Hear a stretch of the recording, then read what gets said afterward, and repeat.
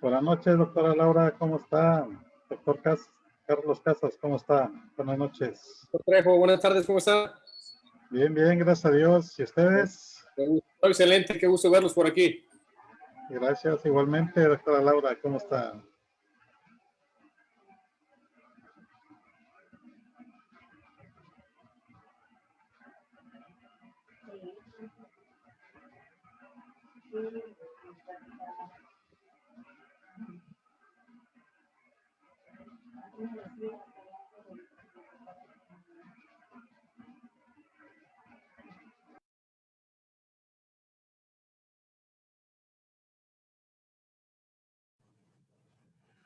Hola a todos, muy buenas noches tengan todos.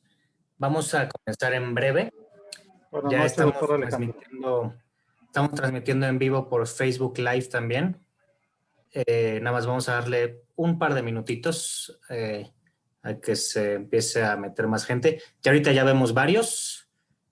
Vamos a darle un par de minutitos nada más y comenzamos. Gracias, doctor.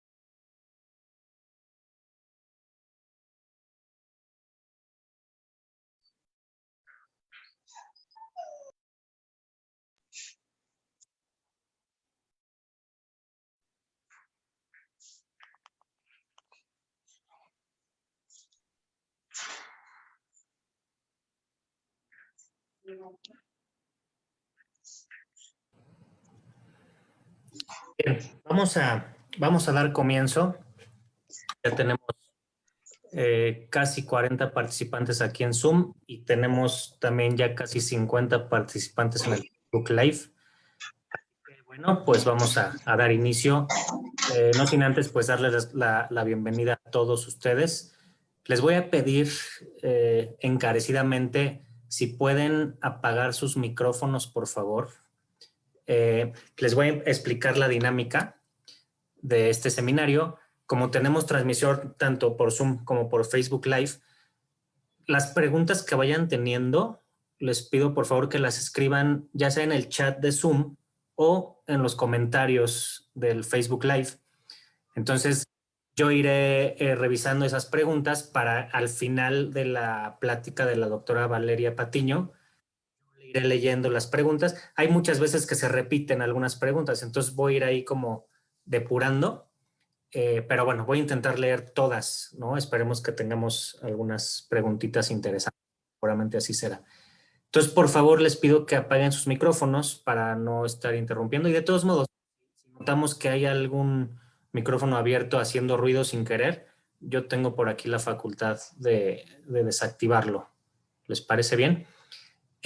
Bueno, quiero platicarles antes de empezar, muy brevemente, qué onda con estos seminarios virtuales. Hemos decidido en la mesa directiva hacer una reunión mensual, dentro de las cuales habrá seminarios, pero otras actividades como estas. Entonces, por ahí, por si pueden irlas anotando, fíjense muy bien. Aquí tenemos en la columna de hasta la izquierda las fechas. En la columna de en medio tenemos el nombre de la actividad. Como verán, habrá seminarios como este, que es un tema específico a desarrollar. De repente verán que dice Journal Club, que significa que vamos a escoger algún artículo interesante, nuevo, actual, para discutirlo entre todos, para criticar más. Tendremos reuniones en las que haremos discusión de casos específicos. Y bueno, se repite, ¿no? Seminario, Journal Club, discusión. Seminario, discusión, y así nos vamos durante todo el año. Pero quiero que vean en la columna de hasta la derecha que para los seminarios es abierto, así como el día de hoy, es abierto a todo el público, obviamente, pues de preferencia profesionales o estudiantes de veterinario o de ciencias afines, pero las reuniones del Journal Club y la discusión de casos pues será exclusivamente para socios, ¿ok? Bueno, pues el día de hoy, este es el título del seminario, que es Metástasis. Contamos con herramientas para su identificación en mastocitomas y nos va a acompañar la ponente, que es la doctora Valeria Patiño González, pero no la voy a presentar yo. Prefiero que la presente una doctora que es de mi total admiración y respeto, y esta doctora pues conoce mucho mejor a Valeria, entonces creo que ella puede presentarla mucho mejor que yo. Así que le dejo la palabra a la doctora Laura Romero para presentar a la ponente de hoy. Y bueno, pues aquí estoy tras bambalinas, pues checando sus preguntas y demás. Así que, bueno, los dejo con la doctora Laura. Saludos a todos. Muchas gracias, Alejandro. Muchísimas gracias a todos por estar aquí esta noche. Y bueno, muchas gracias a Valeria por haber aceptado la invitación un tanto cuanto precipitada para que nos presentara este seminario. Pero bueno, creo que es algo de mucho interés, no solamente para los clínicos, y ya veremos, bueno, los mastocitomas, sabemos la frecuencia que tiene en la población de perros en nuestro país, pero también como patólogos es súper, súper interesante, y nos va a platicar algo Valeria en este seminario, en donde una vez más se demuestra la necesidad, la enorme ventaja que hay en que trabajemos de la mano los clínicos y los patólogos, ¿sí? Una demostración más de la importancia y de las bondades que tiene esta buena relación. Y bueno, es para mí un enorme placer presentar a Valeria. Ella es egresada de la Facultad de Medicina Veterinaria de la UNAM. Recién en el 2018 se graduó con mención honorífica, y en el departamento ya lleva un ratito, hizo con nosotros su servicio social, posteriormente realizó el trabajo profesional, después ingresó al internado y actualmente se encuentra cursando ya el tercer año, perdón, no, el tercer semestre, ¿cuál tercer año? El tercer semestre de la maestría en medicina veterinaria y zootecnia, justamente enfocada a la anatomopatología.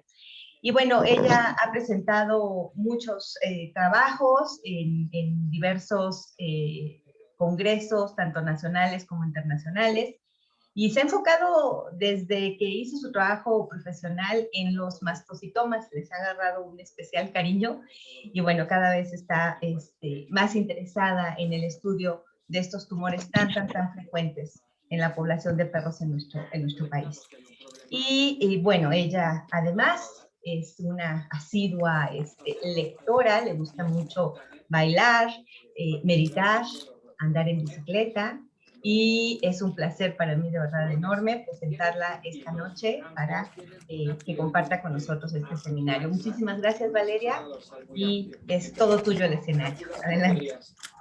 Muchas gracias, doctora, por la presentación. Cuarto o un tercio de los requerimientos diarios. También muchas gracias a la... Está prendido por ahí un micrófono. Les pedimos, por favor, que los apaguen todos para que no haya mucho ruido de atrás. Muchas gracias. Muchas gracias, doctora. Igualmente, gracias a la Asociación Mexicana de Oncología Veterinaria por la invitación. Estoy muy contenta de estar esta noche compartiendo con ustedes. Y bueno, el título de la ponencia es Metástasis. Contamos con herramientas para su identificación en mastocitomas. Antes de entrar a las aguas profundas de la metástasis, me gustaría retomar algunos datos importantes sobre el tumor. El mastocitoma es un tumor que se origina evidentemente de los mastocitos o células cebadas. Estos pueden desarrollarse en cualquier región del cuerpo, desde la piel, órganos parenquimatosos, incluso las mucosas. Hablando específicamente de la piel, se trata de la neoplasia cutánea maligna más común. Representa aproximadamente entre el 16 y 21% de los tumores en piel. Este es un dato de literatura extranjera, pero La frecuencia en nuestro país no dista mucho de este dato. Los mastocitomas después de los tumores de glándula mamaria suelen ser los más comunes, al menos en la experiencia de mis compañeros anatomopatólogos y algunos comentarios de mis compañeros clínicos. No se reporta alguna predisposición por sexo o por edad y los 9 años son el tiempo promedio, la edad promedio de presentación de este tumor. Hay razas en las que se presenta con mayor frecuencia, como las enlistadas a continuación. Incluso hay algunas razas en las que la presentación clínica suele ser un poquito diferente. Por ejemplo, los perros Shar-Pei o los perros Pug. La etiología del tumor no está completamente conocida, se considera multifactorial. En donde se enfoca más la investigación es en la mutación del protoncogen c-KIT, ¿no? Entre el 9 y 30% de los tumores de mastocitos se deben a una mutación en diferentes exones del protoncogen. Esto y que este receptor sea un blanco terapéutico lo hacen como una carnada importante para realizar investigación. Si ustedes se ponen a buscar información sobre mastocitomas, la mayoría va a estar enfocada en este receptor. Sin embargo, no lo es todo. Es importante, muy importante para tomar decisiones terapéuticas y pronósticas, pero no es todo en los mastocitomas. Este tumor tiene un comportamiento biológico variable y una apariencia macroscópica igualmente variable. En cuanto al concepto comportamiento biológico, debemos entender que incluye diversos puntos, ¿no? Cuando pensamos en comportamiento biológico, a veces nuestra mente se va directamente a la metástasis, pero existen otros factores que componen al concepto. Por ejemplo, los síndromes paraneoplásicos que pueden desarrollarse acompañando el tumor, la capacidad de invadir del tumor y además si existe o no pérdida de la función en la que se encuentra la neoplasia. La metástasis, como les decía, es una pieza más de este concepto comportamiento biológico, pero no es la única ni la más importante, es un todo. Hablando específicamente de metástasis, esta se define como la diseminación de células neoplásicas a un sitio distante.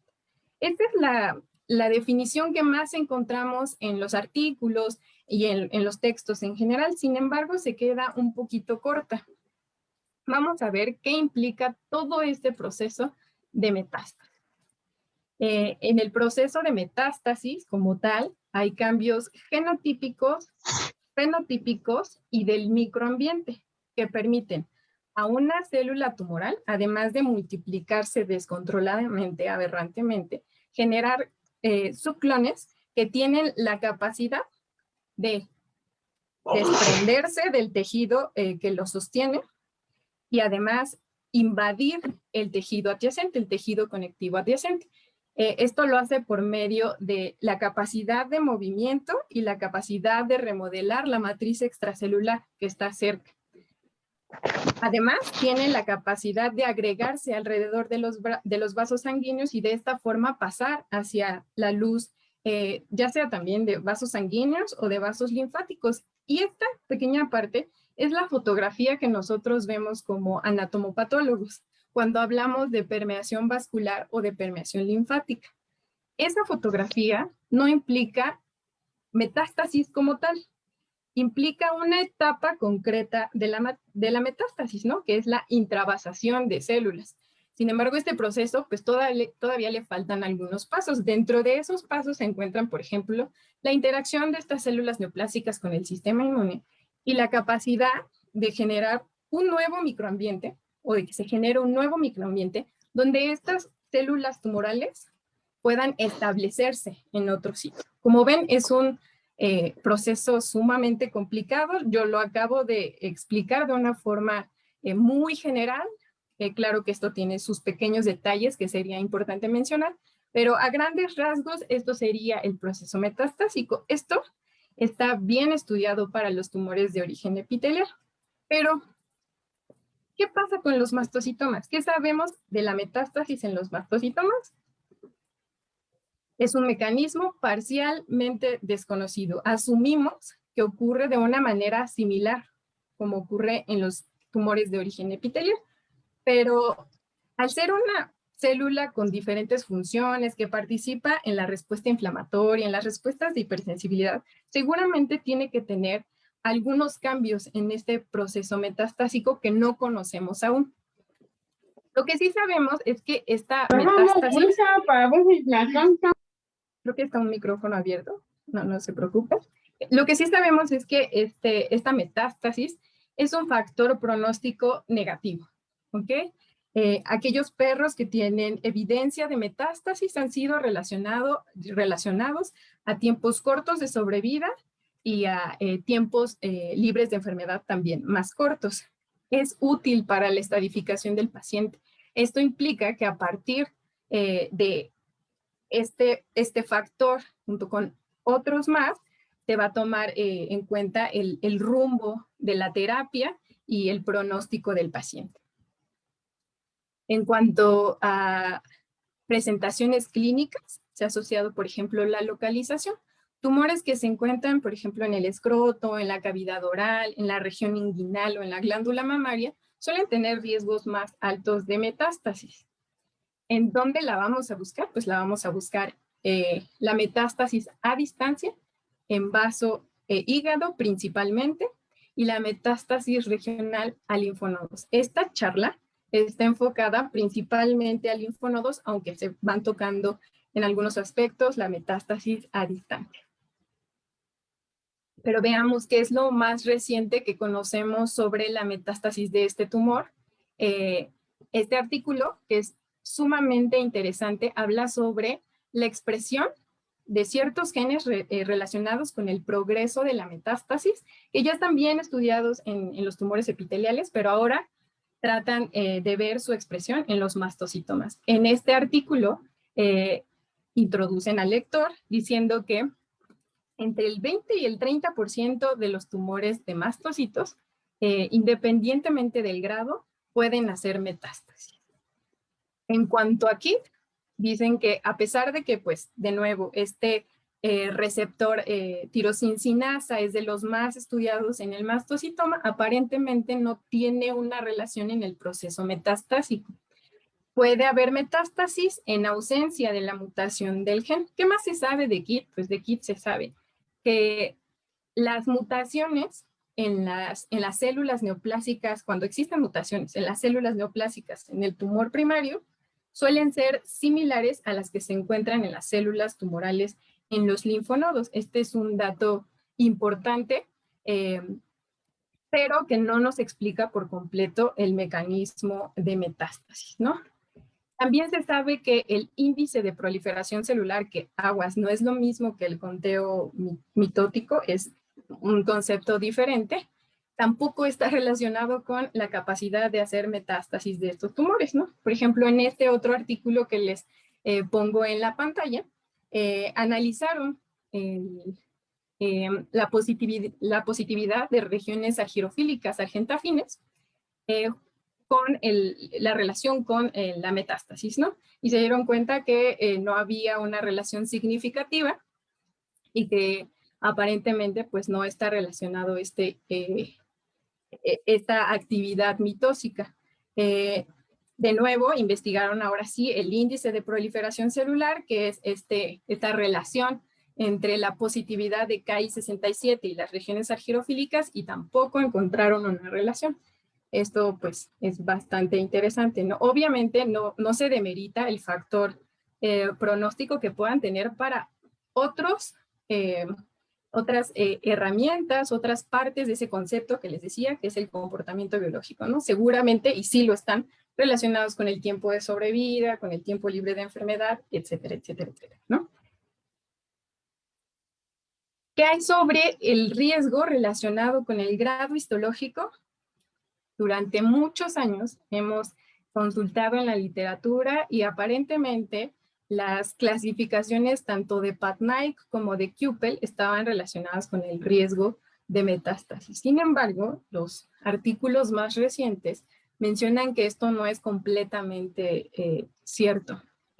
Hasta el 37% de los tumores de bajo grado en la clasificación de QPEL pueden hacer metástasis. Entonces, no es una regla general, es una guía que ayuda, pero pues no completamente, no aplica para todos los tumores.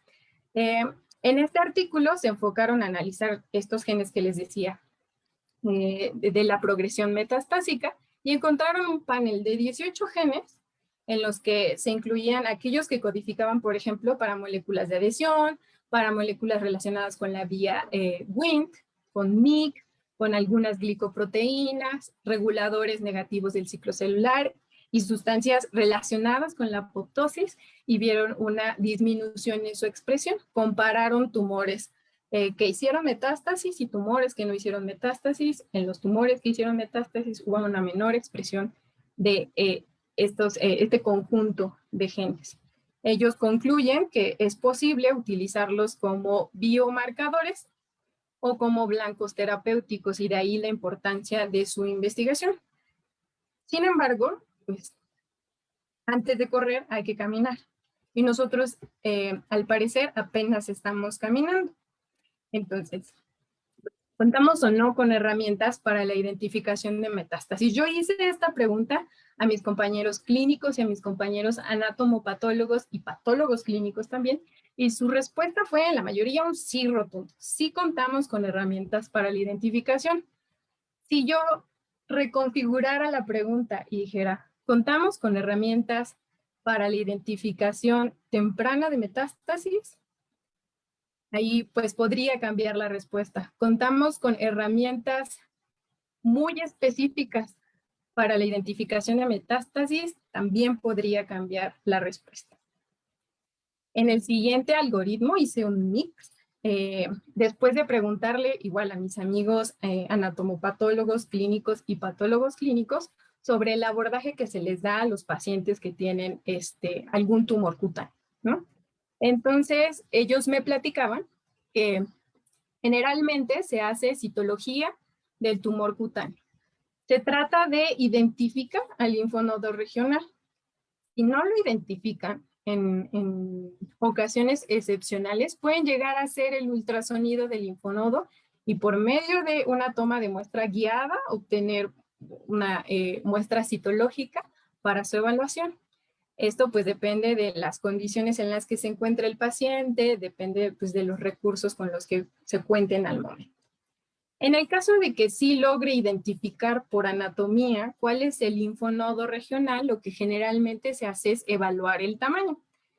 Si el linfonodo se encuentra aumentado de tamaño, se hace la citología, la toma de muestra para citología, ¿no? Si hay evidencia citológica de metástasis, generalmente se recomienda hacer el ultrasonido abdominal con la finalidad de descartar metástasis a distancia en estos órganos que ya les había comentado, el vaso y el hígado. Pero, si hay evidencia de metástasis, ¿se envía para estudio histopatológico? Voy a dejar esta pregunta abierta y la vamos a retomar en algún momento. Nos regresamos a, de nuevo, evaluar si está aumentado de tamaño. Si no está aumentado de tamaño, la mayoría de mis compañeros me dijeron que sugerían la escisión quirúrgica del tumor con márgenes amplios para el estudio histopatológico, cuando no está aumentado de tamaño. ¿Y los linfonodos?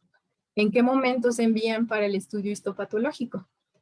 Quiero decirles que pues tengo a lo mejor muy poca experiencia en tiempo, trayectoria en la histopatología, pero en este tiempo que ya han sido años, en muy pocas ocasiones, y hablando también con mis compañeros anatomopatólogos, en muy pocas ocasiones se recibe el tumor en la piel y además el linfonodo regional. Quiero hacer énfasis en esto porque quiero que nos demos cuenta que estamos dejando el peso de la estadificación de nuestro paciente en la citología de aquellos linfonodos que se encuentran aumentados de tamaño.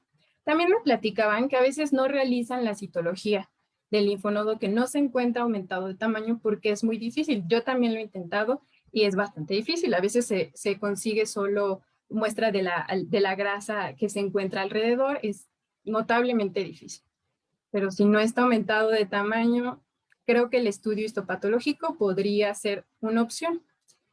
También me comentan que durante la excisión quirúrgica, debido al tamaño reducido, puede ser difícil identificarlo. Vamos a ver qué otras herramientas tenemos. Solo, ojo aquí, estamos dejando el peso de la estadificación en el resultado de citología. Entonces, ¿las herramientas existen? Sí, una de ellas es la citología. Y la citología es una herramienta maravillosa. Yo soy súper fan de la citología, creo que es una herramienta práctica, que es rápida, que nos puede dar información al momento. Sin embargo, en este caso específico, hay una falta de criterios específicos para poder distinguir aquellos linfonodos que se encuentran reactivos de los que son verdaderamente metastásicos, porque como sabemos, en los linfonodos, pues normalmente puede haber cierta cantidad de mastocitos, pero ¿qué tantos? Bueno, los libros nos dicen que se puede considerar una metástasis como tal cuando más de 2 campos tienen alta celularidad de células cebadas. Pero ¿qué tanto es alta? O que cuando hay una presencia de grupos o sábanas de células cebadas. O cuando hay más del 3% de población. Esto obviamente se compara con la población linfoide, que sería la que tendría que predominar. En mi experiencia y la de algunos patólogos clínicos, esto a veces es difícil de determinar. Cuando se trata de una metástasis bien, pues no es difícil, ¿no? Se ven demasiados mastocitos y uno puede llegar al diagnóstico de una manera fácil. Pero ¿qué pasa en esos casos donde es un momento borderline, donde no sabemos si de verdad es reactividad, si de verdad es metástasis? Pues necesitamos más herramientas, más criterios que nos ayuden a saber el verdadero diagnóstico, ¿no? Con esta finalidad me puse a investigar, bueno, ¿qué tantos mastocitos eran normales para un linfonodo, no? En 1992, este investigador se pudo contar mastocitos y se dio cuenta que podría haber por laminilla de 1 a 16, de 6.4 en promedio o 5 la media. Este otro investigador en el 2017 reportó que es normal encontrar menos del 1% de células cebadas por cada 2.000 células.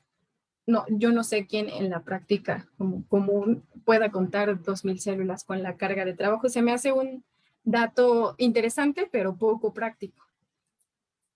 Para el 2009, este conjunto de investigadores publicaron este artículo que también es muy interesante. Se trata de evaluación de linfonodos por citología y su asociación con el grado y la sobrevida, ¿no? En este artículo tuvieron una población de 97 pacientes y ellos pues crearon su clasificación citológica para establecer si se trata o no de metástasis.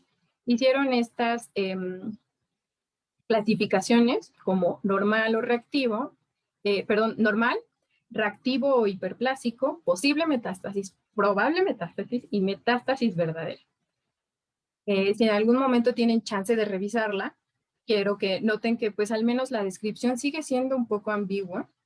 Es muy fácil y de nuevo identificar a aquellos que tienen verdadera metástasis, pero al menos esta posible metástasis y probable metástasis son muy parecidos. Incluso en el resultado clínico, lo que tuvieron que hacer para que los resultados tuvieran significancia fue separar aquellos que no eran definitivo metástasis y el que era verdaderamente metastásico, y así encontraron que había una relación entre la metástasis evidente y tiempos más cortos de sobrevida. Imaginando que podemos utilizar de una manera muy crítica y objetiva esta clasificación, seguimos teniendo limitantes. ¿Por qué? Pues aquellos linfonodos que no son funcionables y de los que pues obtenemos pobre material, pues no podrían ser evaluables. ¿Y qué pasa con estos? Justo aquellos que no están aumentados podrían estar teniendo eventos micrometastásicos, y eso está completamente comprobado. ¿Qué otras herramientas tenemos? La histopatología. La histopatología se considera el estándar de oro para determinar si hay o no metástasis regional. Al igual que en la citología, no hay un dato preciso que nos diga cuántos mastocitos es normal encontrar, ¿no? Pero en el caso de la histopatología tenemos la arquitectura de nuestra parte, la forma en la que se arreglan las células, dónde se arreglan, y tal vez eso puede ayudarnos. En la histopatología de rutina hacemos tinción de H y E. De nuevo, cuando las metástasis son evidentes, con H y E es suficiente. Pero en muchas ocasiones también tenemos estos casos entre que sí y que no, y es muy difícil identificar mastocitos aislados por H y E. Al menos en mi caso y en el caso de muchos anatomopatólogos que conozco, me encantaría saber su opinión, pues al final de la plática, ¿no? ¿Qué tan fácil es o no para ustedes? Con la finalidad de disminuir esta dificultad, pues algunas veces podemos llegar a hacer tinciones especiales, tinciones de histoquímica. Entre ellas tenemos azul de toluidina, Sil-Nielsen, Genza, podemos hacer PAS. Y pues estas tinciones nos ayudan a hacer más evidentes esos gránulos intercitoplasmáticos y así pues identificar más fácil los mastocitos, ¿no? Además, pues como por tradición, y porque nosotros asumimos que el mecanismo de metástasis es a través de la vía linfática y por la circulación linfática, pues nosotros asumimos que como en otras metástasis vamos a encontrar esas células tumorales en los senos subcapsulares. Habrá que ver, esto está todavía a discusión y les voy a platicar más adelante por qué. Entonces, como ven, hasta este momento sigue siendo un reto importante identificar pues la metástasis regional. Ya para el 2014, el doctor Weichart y sus colaboradores hicieron este artículo que se titula Correlación de mastocitos en el linfonodo y su relación con el resultado clínico, ¿no? Además, ellos proponen una clasificación, un sistema de clasificación para la evaluación histológica del linfonodo. Los principales objetivos de ellos fueron evaluar esos patrones histológicos, o sea, dónde se encuentran los mastocitos y en qué cantidad, y correlacionarlos con el resultado clínico. Ellos proponen una tabla de criterios para decidir si se trata o no de un linfonodo metastásico y son los que les presento en la siguiente tabla. Como ven, la clasificación se valora del HN0 al HN3. Este HN y el número no debe confundirse con la clasificación TNM. La clasificación TNM es otra cosa y es aplicable en clínica. En la parte central tenemos algunas de las características que ellos evaluaron. Ellos tiñeron las secciones histológicas del linfonodo con azul de toluidina y valoraron estos criterios. Desde el objetivo panorámico trataron de identificar focos sospechosos de tener mastocitos. Cuando los identificaban, se acercaban con el objetivo de 40X a contar el número de mastocitos y cómo se arreglaban. Si estaban individuales, si estaban en grupos, si estaban en sábanas o si se encontraban cambiando la arquitectura del linfonodo. En este caso no fue tan importante en qué localización se encontraba. Además, proponen una interpretación para cada una de esas clasificaciones. Por ejemplo, como linfonodo no metastásico, como linfonodo premetastásico, metástasis temprana y metástasis manifiesta. Dentro de los resultados que ellos reportan, pues clasificaron de nuevo aquellos que eran plenamente no metastásicos, HN0 y HN1, y aquellos que eran metastásicos, HN2, temprana, y HN3. Esos grupos, pues en esos grupos compararon el tiempo libre de enfermedad y el tiempo de sobrevida global. Y se dieron cuenta que aquellos que tenían linfonodos metastásicos, pues tenían tiempos libres menores de enfermedad y también de sobrevida. Esto es importante, ¿no? Porque de alguna manera, con la clasificación histológica, podemos conocer también un factor pronóstico más, ¿no? Siempre he sido de la idea, y creo que la mayoría de los que estamos aquí lo entendemos, que el pronóstico de un paciente con cualquier tumor no se hace con un solo factor, ¿no? Entre más factores yo pueda evaluar, pues voy a tener un panorama más general del proceso de enfermedad. Ellos también concluyen que hay una necesidad especial de trabajar con el linfonodo centinela y no con el linfonodo regional. Más adelante vamos a ver las diferencias entre cada uno.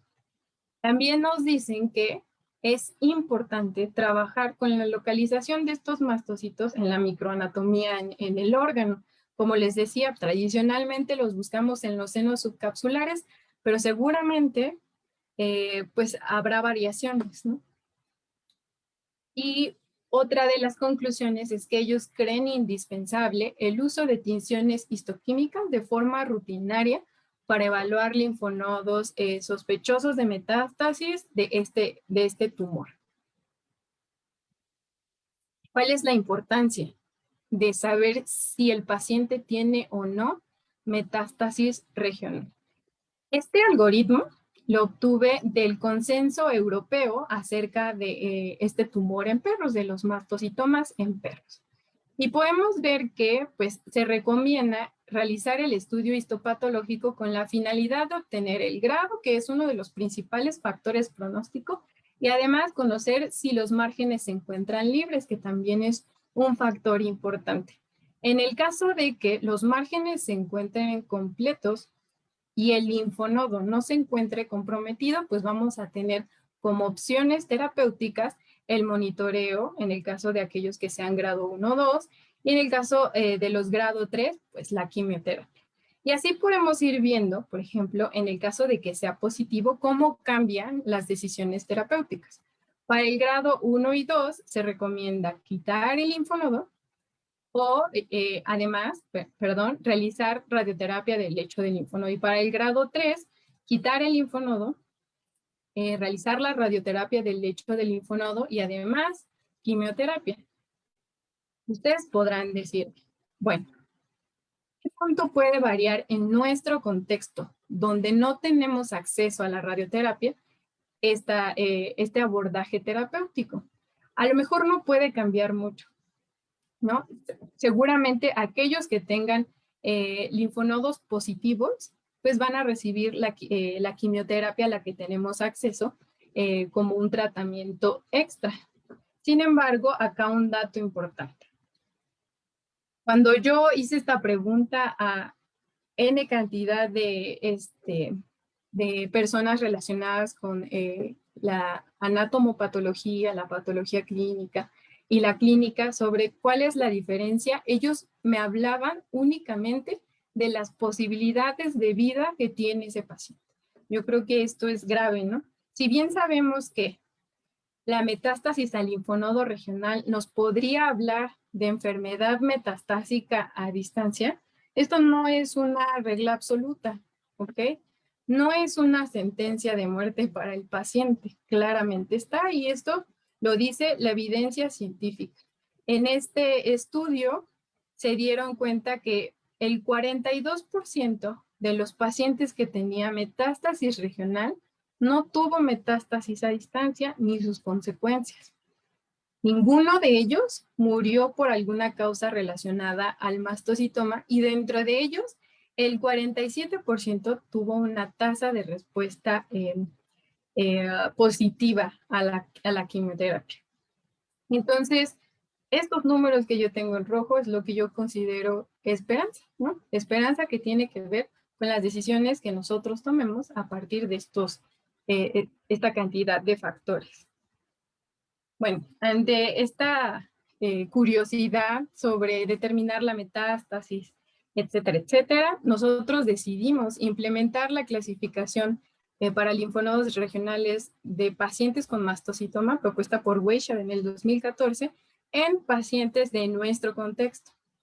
En este trabajo que estamos realizando, seleccionamos los casos de acuerdo a, pues, si se trataba de perros con diagnóstico de mastocitoma, en los que nosotros recibiéramos el tumor cutáneo junto con el linfonodo regional. Ya sabrán lo difícil que es conseguir este tipo de muestras, sin importar la raza, sexo, localización o tratamientos anteriores. Después de eso, evaluamos el tumor primario con la metodología de rutina. Se hicieron secciones, se tiñeron con HIE y 3 patólogos evaluaron estas secciones histológicas y las clasificaron por PATNAIC y QPEL. Esta es una diferencia con el artículo de Weishaupt, ya que ellos solo utilizaron PATNAIC y como saben, pues PATNAIC tiene algunos puntos que podemos criticar. Adicionalmente, pues hicimos la evaluación y clasificación de cada uno de los linfonodos regionales por medio de la tinción de HIE, y nosotros acá hicimos un pequeño cambio. No utilizamos la tinción de azul de toluidina, utilizamos Ziehl-Neelsen, de que existe evidencia que tiene mayor afinidad por esos gránulos intracitoplasmáticos, sobre todo cuando los tumores se encuentran indiferenciados. Adicionalmente, hicimos inmunohistoquímica para CD117, que es KIT, con la finalidad solamente de identificar aquellos mastocitos, solamente mastocitos, independientemente de que tuvieran gránulos o no.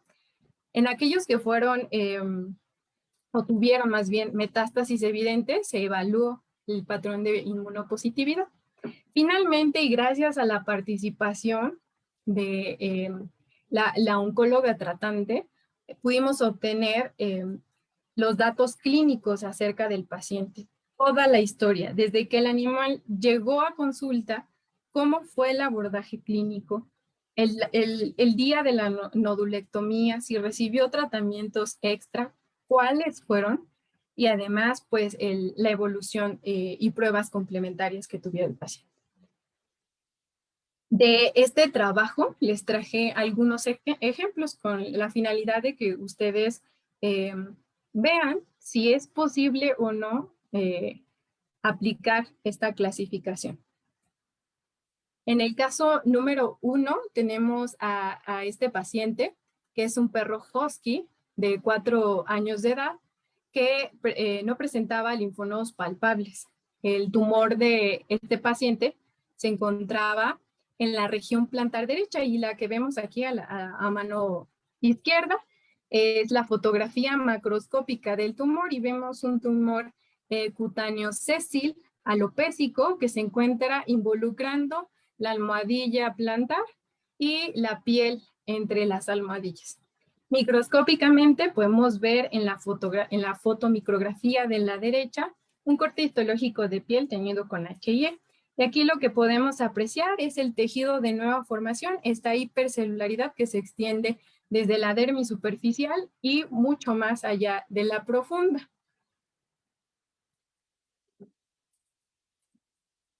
Si nos acercamos un poco más, podemos ver que esta neoplasia está compuesta por numerosos mastocitos moderadamente diferenciados que se disponen en sábanas, a veces en cordones, y se encuentran disecados por algunos eosinófilos. Esta es una característica muy particular de los mastocitomas. Obviamente, como debe de hacerse en los mastocitomas, evaluamos las atipias nucleares, las atipias celulares, evaluamos la cantidad de mitosis y encontramos pues lo siguiente. Este tumor tenía 3 mitosis en 10 campos, que eran los hotspots, en donde vimos más mitosis, lo que lo convierte en un tumor grado 2 PATNAIC, recordando que la clasificación de PATNAIC valora características celulares, el grado de infiltración y el efecto que tiene sobre el estroma. Y también fue bajo grado según la clasificación de QPEL, recordando que la clasificación de QPEL se enfoca un poco más en las características celulares y solamente tiene 2 grados, lo que aparentemente la vuelve más específica. Hasta este momento, con este resultado, nosotros podríamos asumir que este paciente tiene un riesgo bajo de metástasis, que seguramente va a tener un tiempo de sobrevida mayor comparado que si fuera uno de alto grado, ¿no? Vamos a ver qué hay en sus linfonodos. En las siguientes fotomicrografías vemos cortes histológicos del linfonodo. En la fotografía de la izquierda, el linfonodo teñido con HIE, pues tiene pérdida de la arquitectura del órgano, ¿no? Vemos estas áreas hipercelulares que no corresponden a la población normal de un linfonodo, que serían pues los linfocitos. De este lado vemos que los folículos linfoides están rodeados por una población de células redondas. Estas células redondas corresponden con mastocitos. Como ven, pues en este caso, que corresponde a una metástasis evidente, es muy obvio en la histología con HY, pues que se trata de un linfonodo metastásico. Hicimos la tinción de Ziehl-Neelsen y con ellos podemos resaltar los gránulos intracitoplasmáticos. Y aquí, utilizando la clasificación de Wishart, recuerdo que hay muchos más de 3 mastocitos por campo de 40X que se agrupan y que cambian la morfología del órgano como tal. Adicionalmente, como les decía, hicimos inmunohistoquímica para CD117 y así marcaron estas células. Como ven, son grupos muy, muy amplios de mastocitos. A partir de lo anterior, el diagnóstico completo de este paciente es un mastocitoma cutáneo grado 2, PAT9, bajo grado Kupel. Y para el linfonodo popliteo sería una metástasis evidente HN3. Como ven, a pesar de que se trata de un tumor de bajo grado, de aquellos que la literatura dicen que en la literatura antigua dice que pues habría una baja probabilidad de un comportamiento biológico muy agresivo, etcétera, etcétera, etcétera, tenemos metástasis, evidencia de metástasis. ¿Cómo le fue a este paciente? Este paciente tenía los márgenes libres, recibió tratamiento quimioterapéutico y coadyuvante. Además, no tuvo evidencia de metástasis a distancia, no ha reincidido desde el último contacto y pues no ha muerto. Estos son datos importantes. A pesar de que tiene metástasis evidente en el linfonodo, pues no le ha ido tan mal. Tenemos este caso 2. En este caso 2 tenemos un perro labrador, retriever, de 7 años. Igual sus linfonodos no eran palpables. Ojo con el dato ahí. El tumor en la piel se encontraba en el costado izquierdo y era subcutáneo. En la fotografía microscópica podemos observar que este tejido de nueva formación representado por esta hipercelularidad se encuentra restringido al tejido subcutáneo. Se encuentra en el tejido subcutáneo, pero pues se infiltra a tejidos más profundos, tejido muscular. Esto es importante. Si nos acercamos, esta neoplasia está compuesta por células poliédricas que se arreglan en cordones, muy característico de los mastocitomas. Estos mastocitos se encuentran mejor diferenciados que los otros. Alrededor de ellos vemos espacios claros, consistentes con edema, que también podría ser una característica, y las células neoplásicas se encuentran disecando estas fibras de colágeno que se ven hiperosinofílicas, lo que corresponde con colágenolisis, que también es muy característica. Obviamente, evaluamos las características, las atipias en este tumor, y pues nos dimos cuenta que había 2 mitosis en 10 campos. Esto lo convierte en un mastocitoma subcutáneo infiltrante. Y podrán decirme, bueno, ¿y el grado? No, pues en este tumor, específicamente los mastocitomas subcutáneos, no se clasifican porque se ha visto que el objetivo de usar una clasificación histológica es que esta clasificación tenga un factor pronóstico, que nos diga qué tan bien le va a ir al paciente, ¿no? En este caso, el grado de diferenciación, la cantidad de mitosis, etcétera, no tiene una relación con cómo le va al paciente. Se ha reportado que hasta el 90% de los mastocitomas subcutáneos tienen buen comportamiento biológico, no tan agresivo. Solo el 10% suele ser agresivo y de ese 10%, el 5% puede llegar a ser metástasis. Esto sería como un punto clave, recordar que estos mastocitomas subcutáneos pues no se clasifican, ¿no? Igual si en algún momento tienen algún caso, reciben su informe de su anatomopatólogo y no tiene clasificación, pues para que no nos saquemos de onda. Se evaluaron igualmente los linfonodos regionales y como ven aquí en este corte histológico del linfonodo es muy difícil identificar los mastocitos. Aquí, justo aquí, tenemos uno solo, aislado. Lo podemos ver ya en un acercamiento a 100 aumentos. Sin embargo, vean esta diferencia. En la tinción de histoquímica ¿Cuántos mastocitos positivos a la tinción de Ziel-Nielsen hay en este campo? Siguen estando aislados, algunos muy cercanos a los senos subcapsulares, muchos más en la región paracortical, pero son muchos. Nos acercamos al objetivo de 40X, que es donde tenemos que evaluar la presencia de los mastocitos, y vemos que si bien hay más de 3 mastocitos, se encuentran aislados. ¿Okay?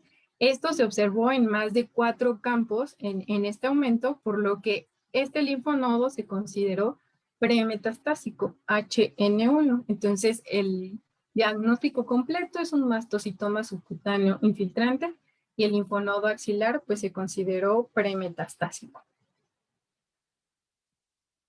¿Qué pasó con este paciente? Este paciente tenía márgenes comprometidos. En el 2017 ya había tenido mastocitoma, reincidió hasta el 2020, recibió tratamiento quimioterapéutico y aún no tiene evidencia de metástasis a distancia. El paciente también sigue vivo. Este último caso que les presento no pertenece al grupo de los que evaluamos en nuestro trabajo. Este fue más bien una petición. Le pedimos a otro anatomopatólogo que se diera la tarea de utilizar la clasificación para ver qué tan práctica era. Entonces, este caso corresponde a un perro Shih Tzu de 14 años. Los linfonodos tampoco eran palpables y el nódulo se encontraba adyacente a la glándula mamaria inguinal izquierda. Y como podemos ver en la fotografía macroscópica, el nódulo tenía forma de domo y era alopésico, aparentemente pues bien delimitado, y en la parte de abajo vemos los linfonodos mamarios que tuvo a bien buscar la persona que cortó esta biopsia. Buscar, porque no eran identificables a la palpación. Entonces nos compartieron fotografías microscópicas y aquí tenemos un corte histológico de piel. En ese corte histológico de piel de nuevo vemos un tejido de nueva formación compuesto por células pues, poliédricas. Estas células no se encuentran tan bien diferenciadas como las que vimos en los otros casos. Las células aparentemente no tienen gránulos intracitoplasmáticos, los núcleos son ligeramente excéntricos, lo que nos hace dudar aparentemente el origen celular de la neoplasia. Cuando nos acercamos, pues de nuevo vemos pues ahora algunas formaciones cordonales, algunas células multinucleadas que nos hacen dudar del diagnóstico. Algo que podemos hacer cuando hay duda del diagnóstico es de nuevo una tinción de histoquímica que nos ayuda a resaltar esos gránulos intracitoplasmáticos. La tinción que decidieron usar ellos fue GIMSA, y aquí tenemos algunas células neoplásicas con positividad para la tinción, lo que nos comprueba que se trata de un mastocitoma cutáneo. Este tumor tenía 12 mitosis y 38 multinucleaciones por campo de 40X, lo que evidentemente lo vuelve un mastocitoma cutáneo, grado 3 PAT9 por su grado de infiltración y las numerosas atipias, la cantidad de mitosis, y alto grado QPE. Ellos también tenían la posibilidad de hacer histología del linfonodo regional y como ven, pues en este corte histológico predominantemente vemos algunos linfocitos, células plasmáticas, macrófagos con hemosiderina, y aquí escondiditos tenemos uno que otro mastocito. Es difícil encontrarlos. Por lo mismo, ellos hicieron la tinción de GIMSA para el linfonodo regional. Y como ven, de nuevo vemos mastocitos en el objetivo de 40X. Son más de 5, pero no generan grupos ni distorsionan la arquitectura del tumor. De nuevo, pues se trata de un mastocitoma cutáneo, en este caso de grado 3, PAT9, alto grado QPE, lo que nos diría que pues el comportamiento biológico de este tumor pues no va a ser tan bueno. Sin embargo, pues el tumor se encuentra en un estado premetastásico. De este tumor pues no tenemos, y de este paciente no tenemos pues cómo le ha ido, la biopsia es muy reciente. Sería importante darle seguimiento para saber sobre todo, ¿no?, si esta clasificación del linfonodo tuvo un impacto sobre el resultado del paciente. Hasta este momento, consultando igual a anatomopatólogos, al parecer, esta clasificación, que es ya un poco vieja, del 2014, no le había llamado tanto la atención a nuestros conocidos, ¿no? Entonces me dio mucha curiosidad saber si se ha utilizado como referencia para otros artículos, y entonces encontré N variedad de artículos que ya mencionan a esta clasificación como una referencia. Este es uno de los que más me interesó, porque en este evalúan el impacto de quitar esos linfonodos que no son palpables sobre la estadificación del paciente con mastocitoma. Y vean lo que ellos encontraron. Les resalto con el color rojo aquellos resultados que fueron muy similares a los resultados preliminares de nuestro estudio. Ellos encontraron una alta frecuencia de tumores clasificados con PATNAIC como grado 2. ¿Sí? Esto es un hallazgo muy común en los tumores de mastocitos y muy común para la clasificación de PATNAIC. Incluso lo consideran como una desventaja, ¿no? Ya que, pues, si bien los de grado 1 suelen tener mejor comportamiento biológico, los del grado 3, peor comportamiento biológico, el 2 se sigue quedando como en la pregunta, ¿no? ¿Cómo le va a ir al paciente? También tuvieron una alta incidencia de tumores de bajo grado. Tuvieron una alta incidencia de aquellos que eran de bajo grado y grado 2 PATNAIC. Nosotros encontramos resultados muy similares. Lo que quiero hacer énfasis aquí es que si nos vamos al final de la tabla, que es en donde se encuentra el estado nodal, vemos que existe una proporción muy alta de tumores de bajo grado que están haciendo metástasis, ya sea metástasis temprana o metástasis evidente, ¿no? Y en esta combinación, pues también, ¿no? Quiere decir que hay pacientes que aparentemente con el grado histológico les iría bien, pero pues no les está yendo tan bien. Si nosotros clasificamos estos linfonodos con la clasificación de Wishart, podría parecer que nos interesa solamente conocer a aquellos que se encuentran en una metástasis temprana o aquellos que se encuentran en una metástasis evidente, para saber pues que les va a ir aparentemente mal porque están relacionados con tiempos libres de enfermedad bajos y con menores tiempos de sobrevida global. Pero el resto de los pacientes que se encuentran en otros estados también son importantes. Veamos por qué. Específicamente, la clasificación HN1 fue aparentemente difícil de identificar en las tinciones de histoquímica en nuestros resultados preliminares.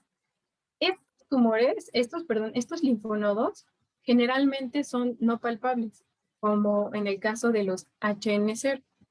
Pero estos, junto con los HN0, son los que tienen pues, mejor pronóstico.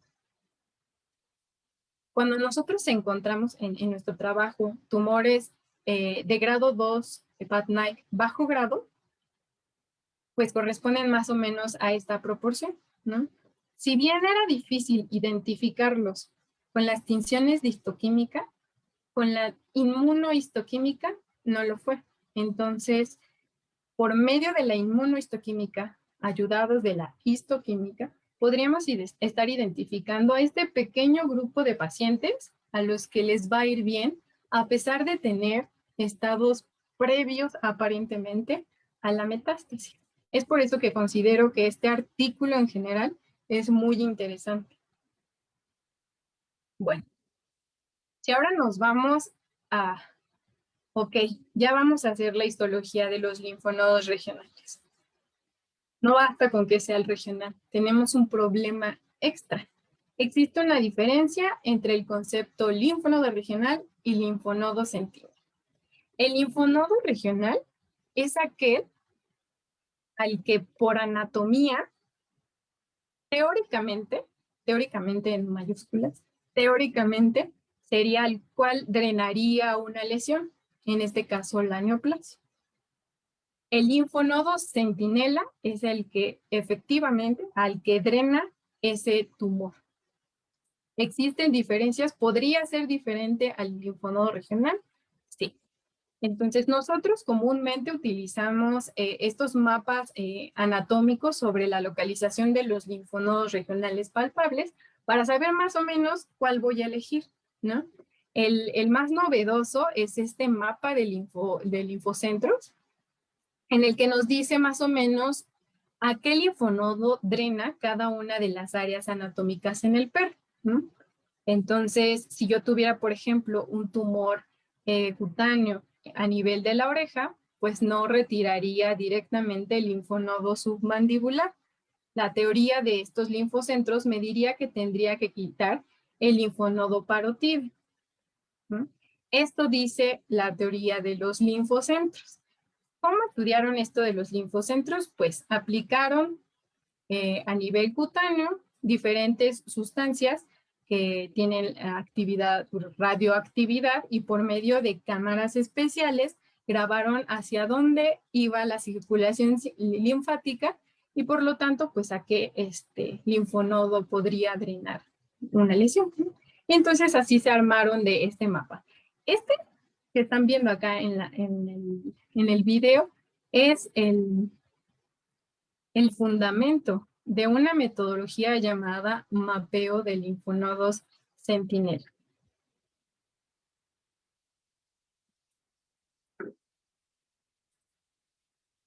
Ok, ¿por qué es importante diferenciarlos? Pues también otras personas tuvieron ese interés, hicieron mapeo de linfonodos centinela por medio de azul de metileno aunado a una sustancia de contraste para encontrar esos linfonodos centinela, ¿no?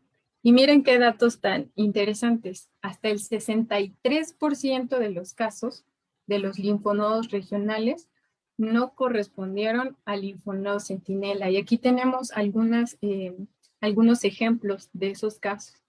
La lesión se encontraba en la región ventral del tórax y se esperaba que por anatomía, por este mapa de linfocentros, fuera el linfonodo axilar, el linfonodo al que drenara, ¿no? Teóricamente tendría que ir hacia acá la lesión. Sin embargo, cuando hicieron el mapeo, en realidad era el linfonodo preescapular. En algunos casos, por ejemplo, en ¿no? El tumor se encontraba en la región poplitea, esperaban que fuera el linfonodo popliteo el centinela, pero en realidad fueron dos, el popliteo y el inguinal. Entonces, puede haber variaciones en el drenaje linfático que hagan que yo esté retirando linfonodos que tal vez no correspondan al linfonodo centinela, y de esta manera que yo esté subdiagnosticando metástasis regional. En este artículo también usaron la clasificación de Wechsler y ellos lo consideran valioso porque de esta forma pues pudieron clasificar, gracias a los criterios que ellos establecieron, pudieron identificar más fácil aquellos linfonodos en estados tempranos de metástasis, los HN2. Ok. ¿Cómo se hace esto del mapeo del linfonodo centinela? Esto es una práctica bastante común en medicina humana. De hecho, el término linfonodo centinela es importado de la medicina humana. Esto se hace con mucha frecuencia, por ejemplo, en tumores de mama. En otros países se realiza con frecuencia el mapeo de linfonodos centinela. Y cuando digo otros países, no me refiero a Estados Unidos o países europeos. En países de Sudamérica hacen esto con bastante éxito. Existen muchas metodologías para el mapeo del linfonodo centinela. Dentro de ellas tenemos, por ejemplo, la aplicación cutánea alrededor del tumor primario, el tumor cutáneo, de un colorante. En este caso, pues es azul de metileno, ¿no? Por drenaje linfático, ese azul de metileno pues alcanza el drenaje y llega hasta el linfonodo que corresponde al linfonodo centinela. Hablando específicamente de este tipo de mapeo, pues le encuentran sus pros y sus contras, ¿no? Yo igualmente me empapé con mis compañeros dedicados a clínica y les pregunté que por qué no se hacía esto con tanta frecuencia, ¿no? Ellos me indicaban que cuando intentaron hacerlo, aparentemente no sabían el tiempo en el que tarda el colorante en llegar al linfonodo centinela, que han leído o han escuchado de aparentes reacciones anafilácticas secundarias a la aplicación del colorante. Sin embargo, pues ya hay protocolos bien establecidos que tratan de pues, evitar estos aparentemente efectos secundarios, ¿no?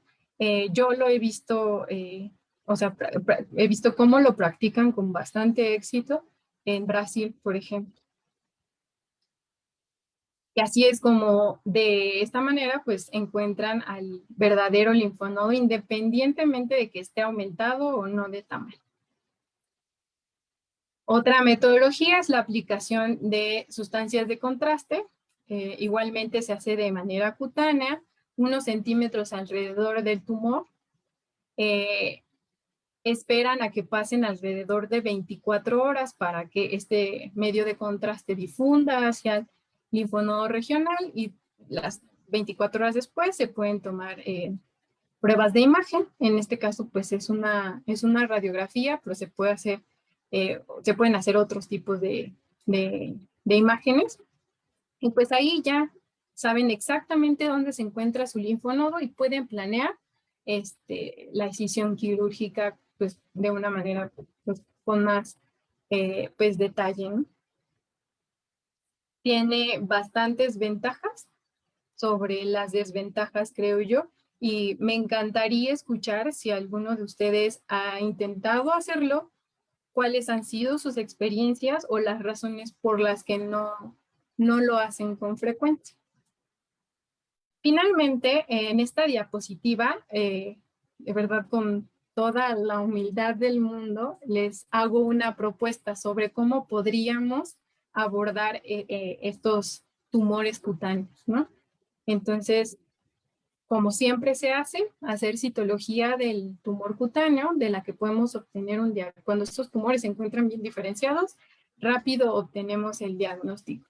Vamos a tratar de identificar el linfonodo regional de acuerdo a lo que nosotros conocemos que es la anatomía, específicamente pues utilizar la teoría de los linfocentros, creo que sería de mucha ayuda más allá de los libros de anatomía. Después de ello, evaluar si está aumentado de tamaño o no, tal vez ya no me parezca tan pertinente.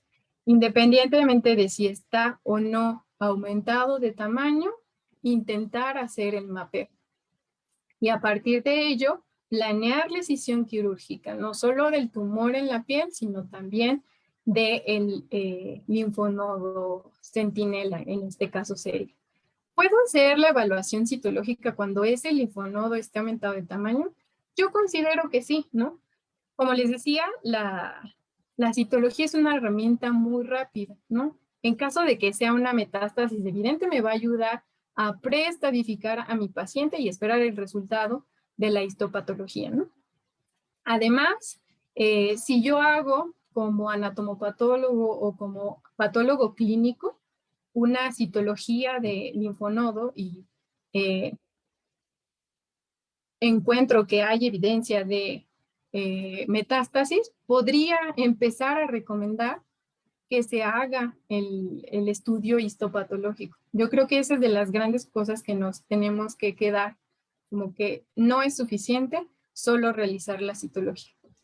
Después de la decisión quirúrgica, solicitar el estudio histopatológico y no solo solicitar el estudio histopatológico, ahora te hablo a ti, amigo anatomopatólogo, hacer de rutina la tinción histoquímica. El artículo dice azul de toluidina, nosotros intentamos Hill-Nielsen, mis compañeros utilizaron GEMSA, podrían hacerlo y clasificarlo, ¿no? Y así, por medio solo de histología, una tinción histoquímica, le estoy ayudando a mi compañero clínico oncólogo a tener un factor extra pronóstico. Ya en las conclusiones, para no aburrirlos más, nos damos cuenta finalmente que aparentemente este tumor, que es de los más estudiados, pues no está tan estudiado, ¿no? La metástasis es un mecanismo desconocido. Si nos vamos con la citología, pues existen diversos factores que pueden afectar la sensibilidad. Que quede claro que yo no estoy satanizando la citología, soy súper fan de la citología, pero bien utilizada, ¿no? Y en este caso, tal vez los resultados no nos estén ayudando tanto con nuestros pacientes. Nos vamos a la histopatología. Las conclusiones son que definitivamente es la prueba estándar, que debo de utilizar tinciones histoquímicas para facilitar el trabajo y además para obtener un diagnóstico efectivo. Y además, pues como opción, utilizar la clasificación histológica del linfonodo. Sobre los linfonodos centinela, consideramos que es importante por esta variación que puede haber en el drenaje linfático y que yo esté subdiagnosticando metástasis. Por esta razón también de que no todos los linfonodos que tienen un tamaño normal están sanos, ¿no? Algunos podrían tener estos eventos micrometastásicos. Y la pregunta final, pues para ustedes que lo hacen todos los días, ¿por qué no lo estamos haciendo?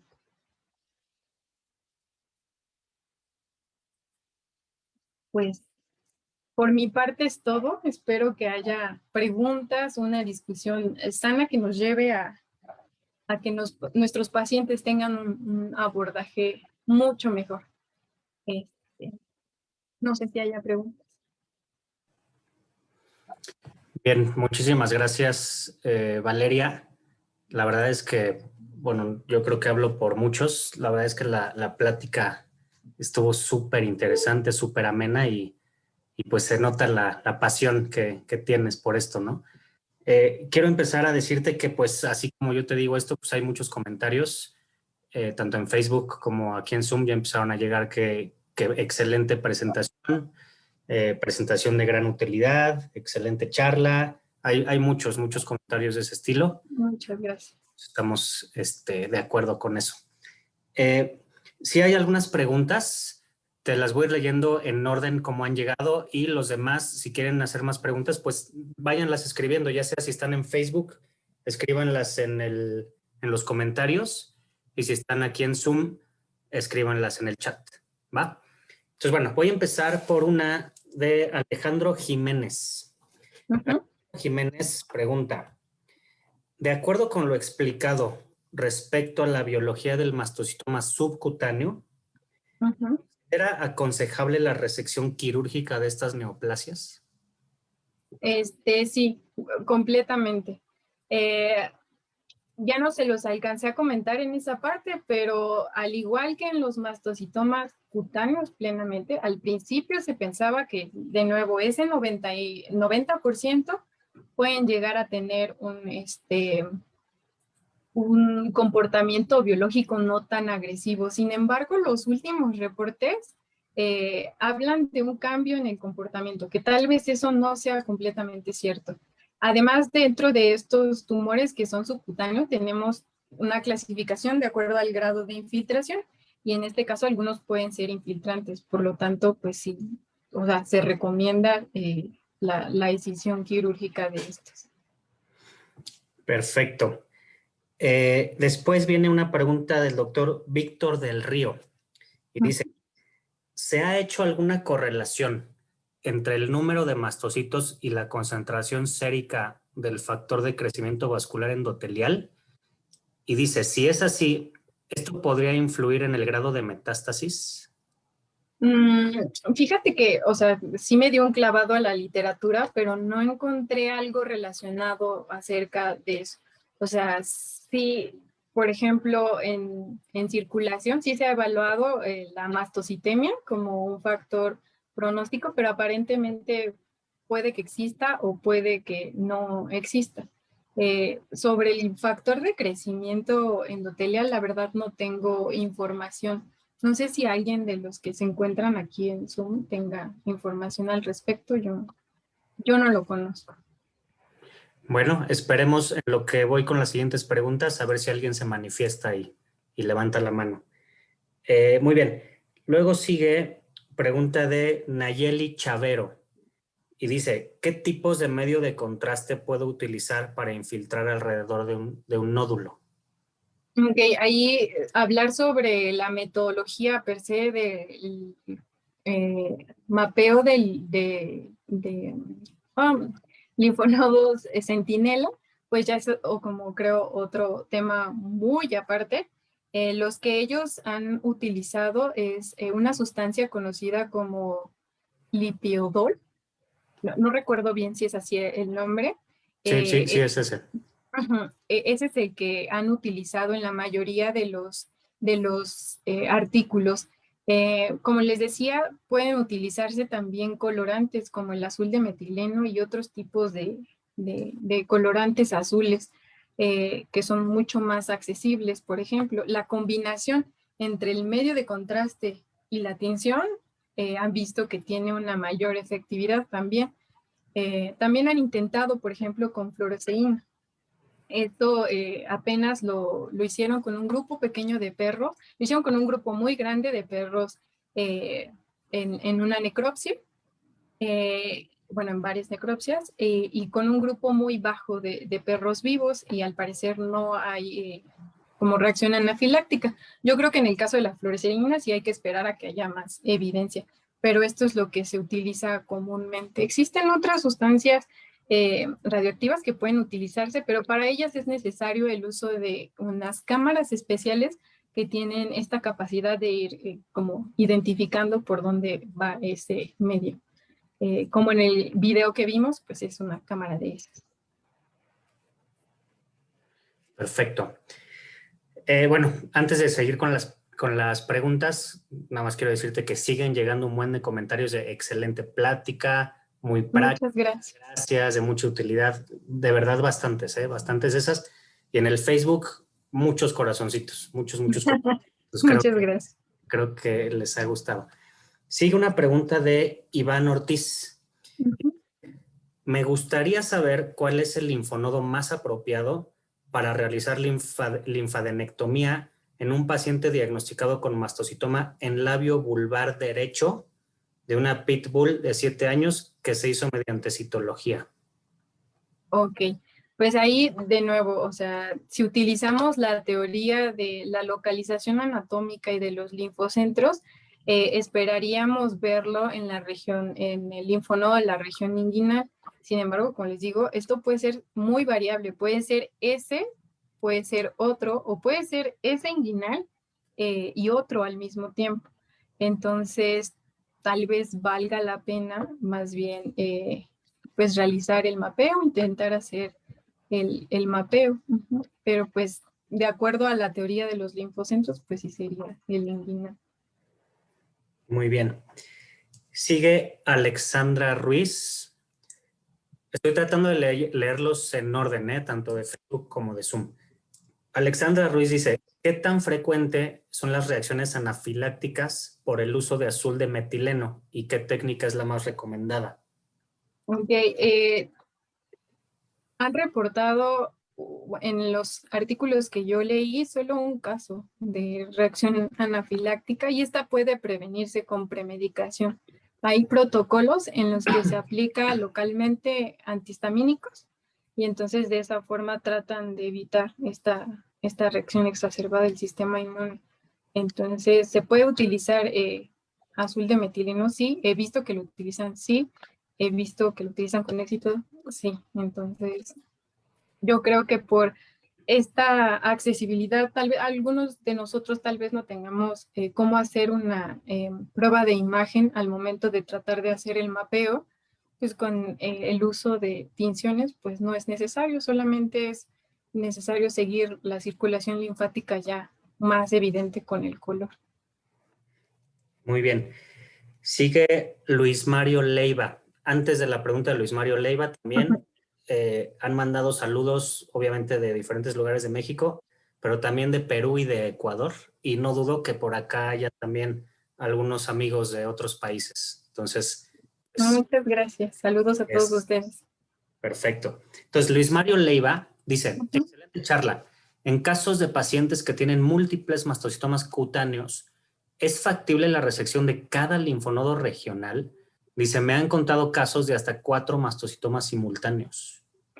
Sí, ahí habría que valorar, la verdad, porque uno de los objetivos de mapear el linfonodo es que esa resección quirúrgica sea selectiva por algunas consecuencias postquirúrgicas que podría haber, que sería, por ejemplo, el linfedema, ¿no? Entonces hay que también pues, manejar después de la cirugía eso, que también podría complicar el estado del paciente.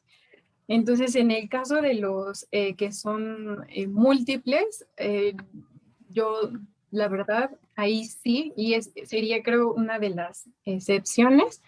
Yo creo que sí valoraría primero el aumento de tamaño del linfonodo, retiraría obviamente aquellos que se encuentran aumentados de tamaño porque generalmente pues van a tener metástasis y dejarlos ahí es dejar un foco con células neoplásicas, ¿no? Y esperar, ¿no? Tal vez en una segunda, no sé, resección quirúrgica, si necesita ampliación de bordes, pues ya con el tiempo se puedan retirar el resto para su evaluación, ¿no? Mantener en monitoreo. Yo haría eso. No sé qué opinen las personas que de verdad pues se dedican al área clínica. Yo me dedico a revisar los linfonodos en el microscopio. No sé qué opinen los demás. Bueno, a ver si alguien ahorita levanta la mano y si no, luego yo opino. Voy a dar continuidad a estas preguntas. El doctor Carlos Castro, de Monterrey, nos dice, buenas noches, doctor. Felicidades por tan excelente plática. Mi pregunta va enfocada en si de los casos que ha tenido la oportunidad de revisar con una metástasis evidente, ¿han sido pacientes tratados previamente con algún fármaco, hablando específicamente de corticoides? Y dice, de ser así, ¿cree que la premedicación a la biopsia juega un papel importante en la presentación de metástasis? No sé si exista, de esa última pregunta, no sé si exista exactamente una relación entre la premedicación y si esos tumores van a ser metástasis o no. La mayoría de los pacientes que recibimos tienen premedicación. Desde el momento que saben por citología que se trata de un mastocitoma cutáneo, los empiezan a tratar ya sea con corticoides o con bloqueadores, por ejemplo, de receptores para histamina, etcétera, etcétera, con la finalidad de mantener a raya los síndromes paraneoplásicos, ¿no? Pero pues, la verdad este factor y la relación con la metástasis no lo hemos tomado en cuenta para el estudio y no hemos visto pues variaciones. Pues. Muy bien. Pregunta Gilberto Anchondo en Facebook.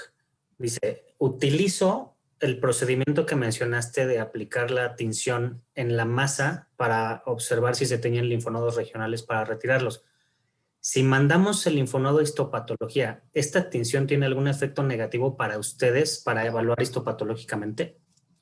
En la evaluación de rutina, que es cortarlos y verlos en HIE o en tinciones especiales, no tiene ningún efecto negativo. Justo ayer nos estábamos preguntando en el equipo que estamos trabajando esto, si tal vez pueda tener un efecto sobre la capacidad de hacer, por ejemplo, pruebas complementarias, por ejemplo, una inmunohistoquímica. Ahí sí no sabemos y es algo que sí tendríamos que tomar en cuenta, creo. Pero en lo de rutina, histopatología HIE y tinciones especiales, nada. Todo bien. Interesante, ¿no? Lo de la inmunohistoquímica. Habría que echarnos un clavado ahí. O a lo mejor hay alguien también que sabe eso, entonces ahorita que si alguien nos echa la mano. En realidad, con muy poca frecuencia se hace inmunohistoquímica del linfonodo regional en pacientes con mastocitoma, ¿no? Nosotros lo estamos haciendo por el interés de encontrarlos específicamente y ver su patrón de inmunopositividad, pero para mastocitoma no se hace inmunohistoquímica en el linfonodo regional. Habrá que ver cuál sea su importancia. Bien. Víctor del Río tiene otra pregunta y dice, ¿existe susceptibilidad ligada al sexo en la presentación de mastocitomas? Aparentemente no. No se ha reportado relacionada con el sexo ni con la edad. No. Perfecto. Seguimos en Facebook y ahorita me paso al Zoom. No sé cómo pronunciar el nombre, porque es nombre como de Facebook. No sé si es Sans, algo así. Pero pregunta, ¿tiene usted evidencia de alguna correlación de presentación de mastocitoma cutáneo en la época del año? En la época del año. No, la verdad no tengo ningún dato al respecto sobre la época del año. Habrá que de nuevo entrarle a ver si tiene alguna relación. Pero de todo lo que he leído, con la época del año no. Bien. Llegan ya saludos también de Buenos Aires, Argentina, de Natalia Caggiano. Natalia. Tengo pregunta. Regresamos a Zoom y ahorita vamos a Facebook otra vez. Medina dice, excelente plática. ¿Hay cambios microscópicos asociados al mapeo en linfonodos? No, les decía que el uso de estos medios de contraste, de estas sustancias radioactivas o de los colorantes no tiene efecto sobre el método de rutina, que son nuestras tinciones de HY y las especiales. Perfecto. La siguiente es de Roberto Aarón Ramírez y dice, en humanos hay una clasificación de linfonodos mediante ultrasonido. ¿Sabes si en veterinaria se aplica junto a la histopatología? Sí, hay un artículo y apenas vi una excelente charla de una compañera en la que se evaluaban los hallazgos de imagen en ultrasonido con la verdadera evidencia de metástasis y no tiene una relación significativa aparentemente. Okay. Dice Pablo Mendoza, ¿en qué concentración debe estar el azul de metileno para la aplicación en el paciente? No recuerdo la concentración exacta, pero en cuanto termine esto, busco mi artículo de metodologías y te doy el dato si me dejas tu contacto. Sí, la concentración no la recuerdo exactamente ahorita. De hecho... O te comparto la literatura con todo gusto. Ajá. Si me dan un segundito, yo estoy buscando aquí ese dato que lo tengo más o menos a la mano. Denme un segunditito. Muchas gracias, doctor. También pregunta Adri Olalde, una pregunta que han hecho varios, no relacionada a tu plática, sino más bien si va a quedar grabada. Y les platico que sí, que esto va a quedar grabado en la página de Facebook de la asociación. Entonces, pues si gustan al ratito, pues verla por ahí o cualquier otro día, de todos modos queda grabado. Estoy buscando justo un articulito que tengo por aquí de los linfonodos centinelas, donde justo habla de la concentración del metileno y más o menos cómo se debe administrar. Mientras, otra pregunta de Lili Sánchez. Dice, ¿hay alguna evidencia del cambio de alimentación y el mastocitoma? Cambio de alimentación y mastocitoma. La verdad no conozco ese dato. No sé si alguien ya haya investigado al respecto sobre esos factores que son ambientales netamente y el mastocitoma. No lo conozco, pero igual si llego a encontrar algo, pues con gusto les comparto. Excelente. Ya casi llego a donde quiero llegar, espérenme tantitito. Es que lo estoy buscando no me acuerdo en qué. ¿Puedo comentar algo mientras? Sí, por favor. Bueno, hace ratito que preguntaban acerca de la incidencia, de si cambiaba la incidencia Por la en las diferentes épocas del año. No hemos hecho, o sea, no hemos checado bien los datos, pero sí teníamos como idea de que había cierta época del año que recibíamos, que era más o menos por el verano, que recibíamos una mayor cantidad de mastocitomas. No, digo, tendremos que de veras hacer un estudio, hacer un análisis, meternos a nuestros registros y ver si esto es real. Pero ahorita que justamente estamos trabajando también otro estudio de mastocitomas, también hemos visto que hay cierta época en donde como que estamos encontrando más, o sea, hay de repente números de casos que están muy pegados y de repente se separan muchísimo, ¿no? Entonces, no sé si realmente haya una relación, pero yo creo que vale la pena, está interesante, ¿no? Sí, bastante. Y eso está relacionado. En cuanto a la inmunohistoquímica, pues por los fundamentos de la técnica, en principio no tendría por qué haber una interferencia de colorante con estas pruebas. Pero bueno, pues ya cuando se haga, sabremos. Por favor, háganlo, mándenlos y ya les avisamos. Ya les avisamos, ¿sí o no? Pero en principio no tendría por qué haber interferencia con la técnica. ¿Vale? Gracias. Súper. Ya encontré el dato. Voy a compartir mi pantalla un segundito y ahorita sigo con preguntas. Esta es una platiquita que de repente yo tengo de tumores mamarios, pero justo esta diapositiva habla de eso. No sé si se alcance a ver, pero bueno, dice que se usa una concentración de 2 miligramos por kilo y se administra de manera intradérmica, pero eso está en este artículo. Metastasis of mammary carcinoma in bitches.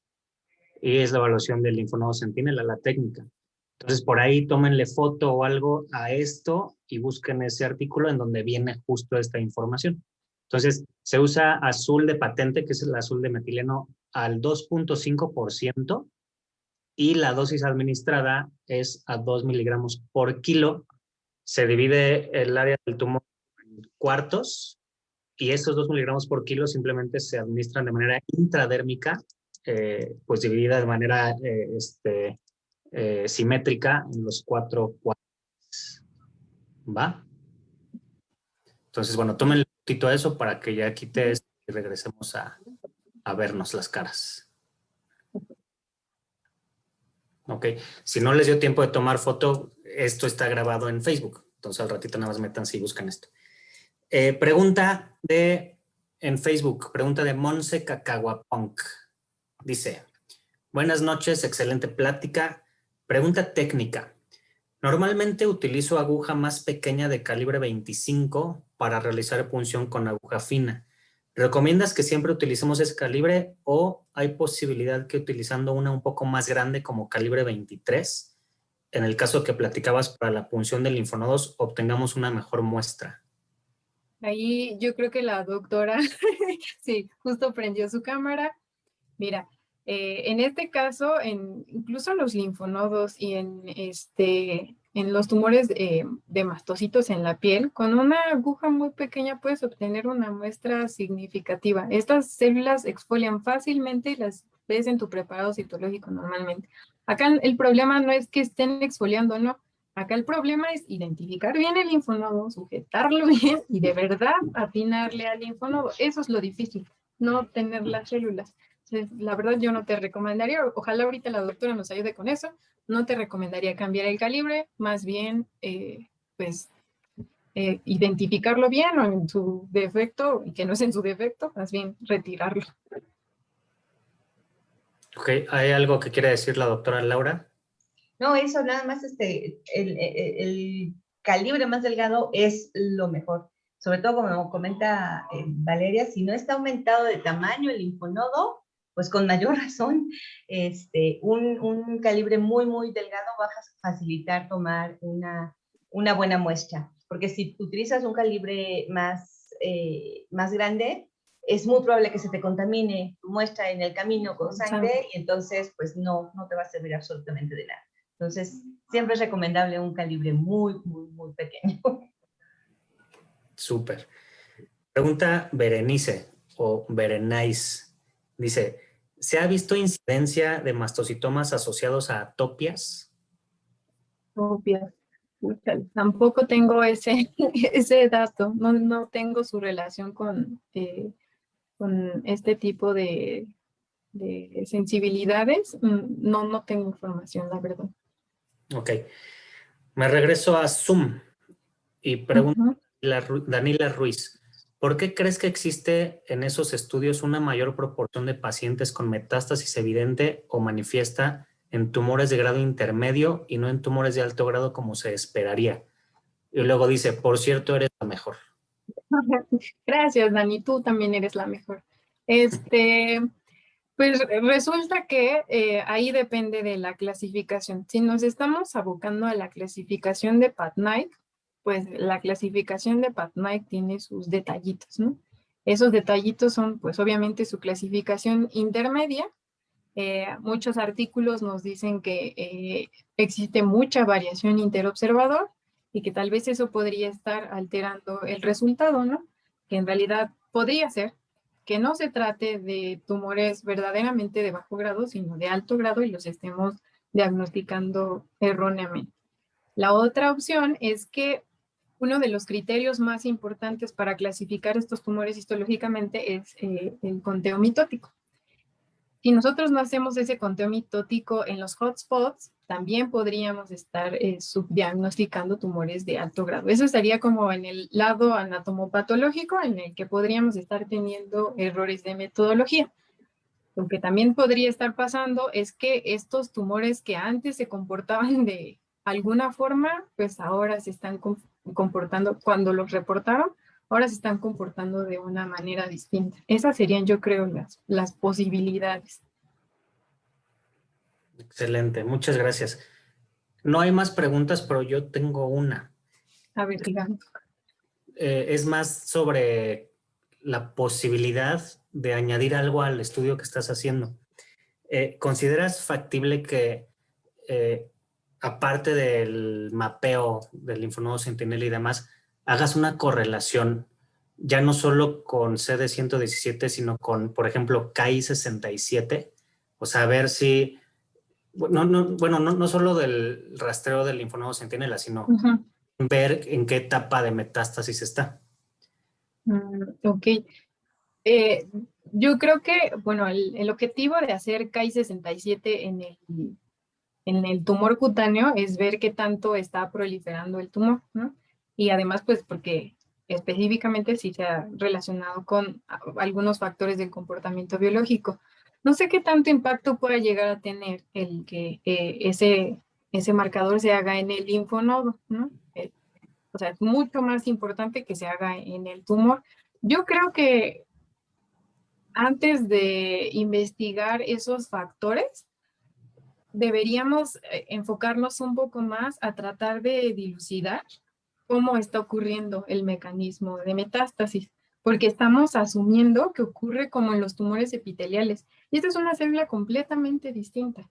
Ajá. Podría estar pasando tal vez que ocurra como en los epiteliales, o podría estar pasando que esas células, no nos consta, no tenemos evidencia, pero podría estar pasando que esas células, esos mastocitos que se encuentran normalmente en el linfonodo, estén proliferando por algún hecho ahí y no vengan de otra parte, ¿no? Entonces, esa es una teoría tal vez un poco loca, ¿no? Pero es una posibilidad mientras no tengamos el mecanismo bien establecido. Por lo de KI67, habría yo creo que ver qué importancia tenga esa capacidad de proliferar en el linfonodo. Ok. Pregunta Nicole Muñoz. Bueno, dice, muchas gracias por la charla, está buenísima.